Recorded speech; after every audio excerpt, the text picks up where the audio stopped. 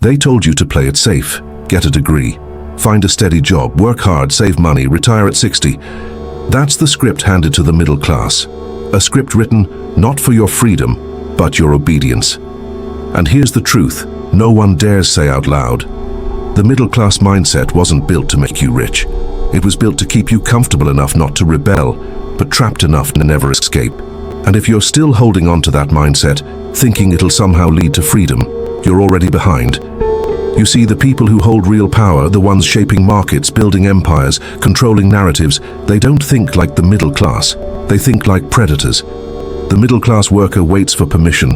The elite creates the rules. One obeys, the other commands. Let that sink in. Now ask yourself this. When did comfort become the goal? Because comfort breeds routine. Routine breeds stagnation. And stagnation?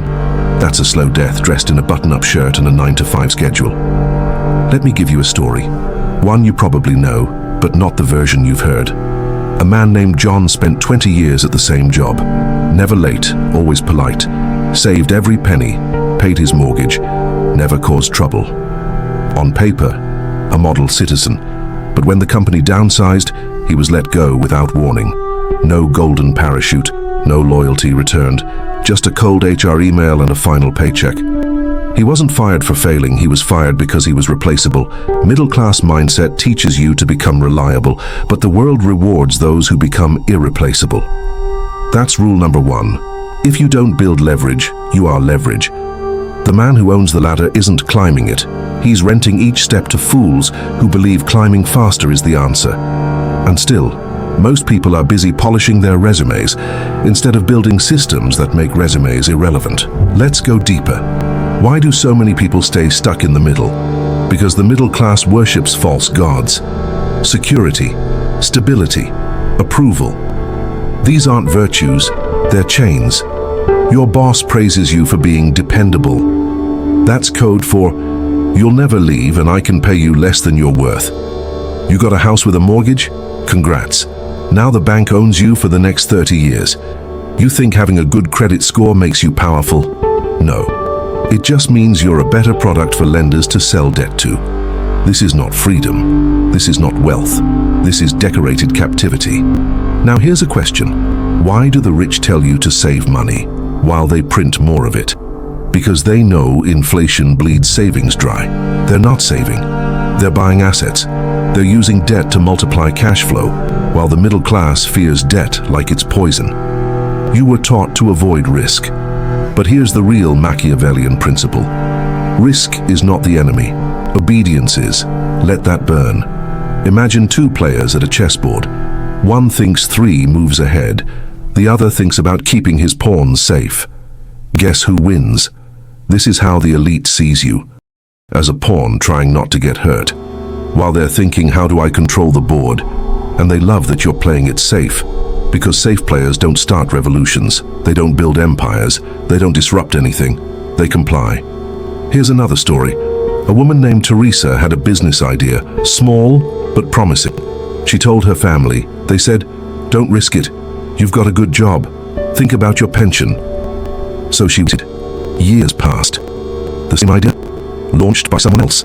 Now that business is worth $20 million. Teresa, watching at 8 a.m. Still out of a vacation. Mid-class mindset kills more dreams than failure ever could. That's not poetic, that's statistical. And here's where the paradox kicks in. The very thing you avoid, risk, rejection, change, is the only path to wealth. The middle class avoids discomfort, but discomfort is the birthplace of power. Still think playing it safe is smart? Look at history. The greatest fortunes were made during chaos, wars, recessions, collapse.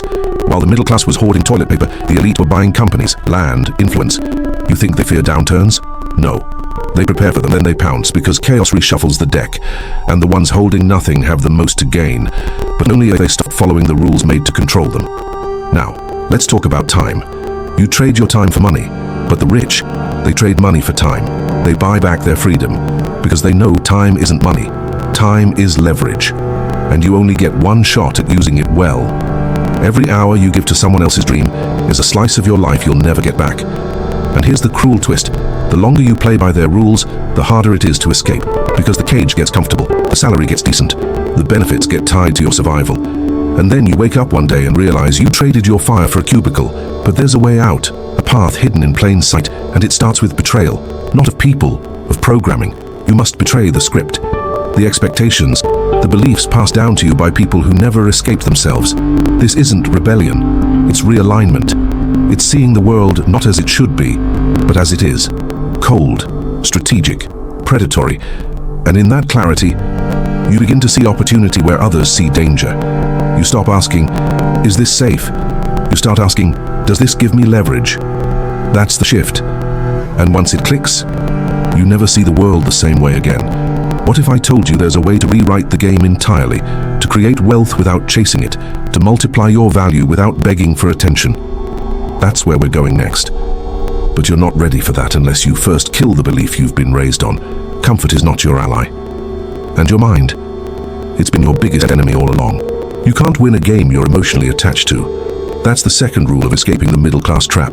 Detach from the illusion before you drown in it. The middle-class mindset is built on emotional anchors, pride in titles, fear of judgment, guilt about wanting more. It's not logic that traps you, it's attachment. You say you want freedom, but you still crave approval. You say you hate your job, but you fear what people will say if you leave it.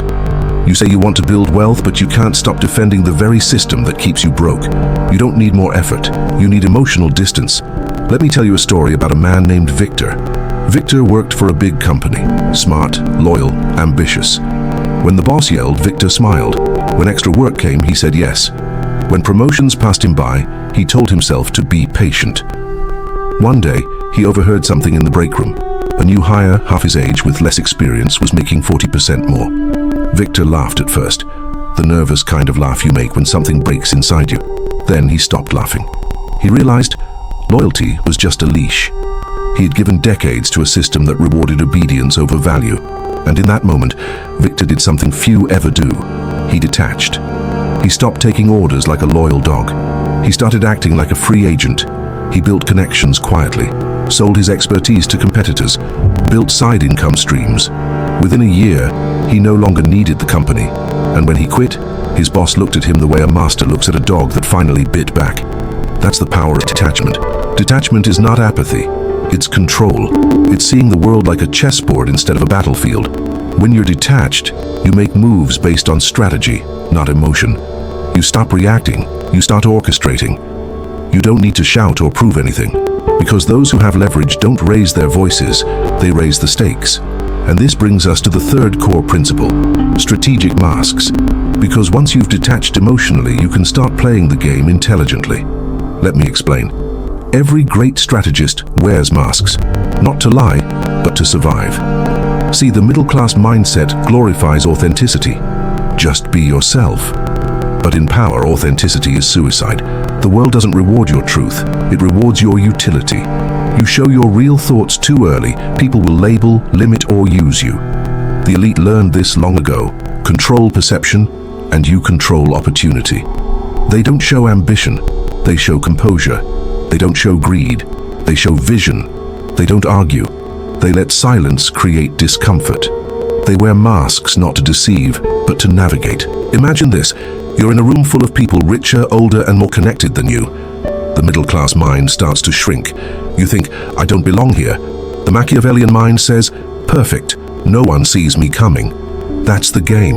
You adapt, not conform. You observe, not react. You learn everyone's desires and fears, because the one who understands others controls the room. That's why the elite spend more time listening than talking. Silence is their mirror. And every careless word someone else says becomes another piece of leverage. A small story. There was a young consultant named Eleanor. She was underpaid and overlooked. Her co-workers loved her kindness. Her boss loved her silence. One day, a senior executive asked her for help on a presentation. She made it flawless. The executive got promoted. She got nothing. Most people would have complained. Elena didn't. Instead, she studied every decision her executives made, who they listened to, what they feared losing, and how they reacted under pressure. She noticed that one director always bragged about efficiency, but secretly feared being exposed as outdated. So, Elena made him look innovative, quietly, repeatedly. When the board later discussed promotions, the director called her indispensable. That's not luck. That's mask work.